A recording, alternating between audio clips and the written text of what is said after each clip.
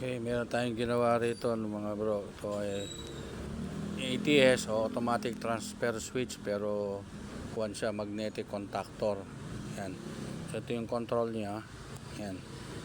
Meron siyang relay dito sa NPC yan. Ito yung kanyang magnetic contactor. Ito naman timer plus yung relay para naman sa generator. Ang purpose ng relay natin, kasi yung generator pag andar nun, bebelo pa lang yun hindi pwede agad maglo-load, no? Magbebelo yun, siyempre mabigat. So meron siyang oras, binigyan natin siya ng 8 seconds para makapag-load. So nakabelo na yung generator nun. Yan. So pakita natin ngayon.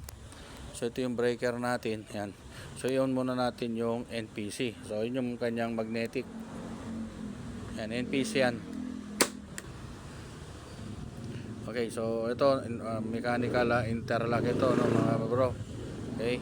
So kaya kahit na iyon natin yung generator, halimbawa manda rin generator, hindi magsasalubong yung linya, still nakapatay pa rin yan.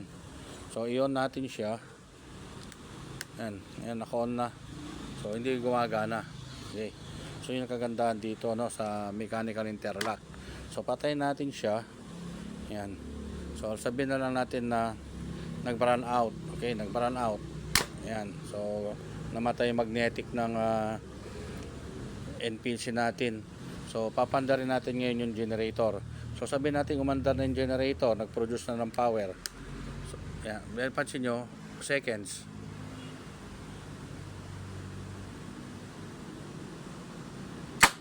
Ayan. So, nakita nyo, meron siyang oras. Ano? Meron siya. Para naman sa ganun yung generator natin hindi mabigla. Okay? So nakabuelo na yung generator noon, then sabay pasok nung kuryente niya.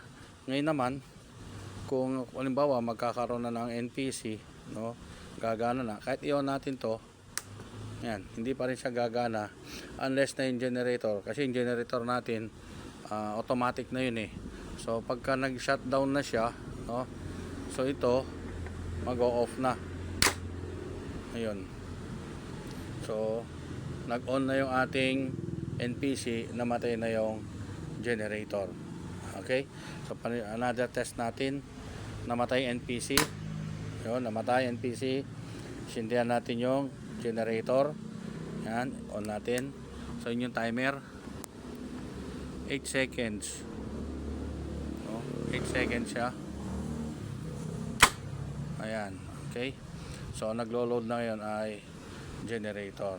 Okay mga bro, so ganun lang kasimple yung design natin, ano, para dito sa automatic transfer switch ng ating generators. Okay, auto start naman yung generator ang problema lang yung pag-transfer ng power doon sa load side, hindi siya automatic.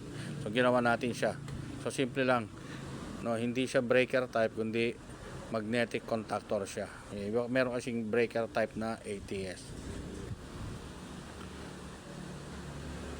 Okay, on natin generator, patay natin NPC.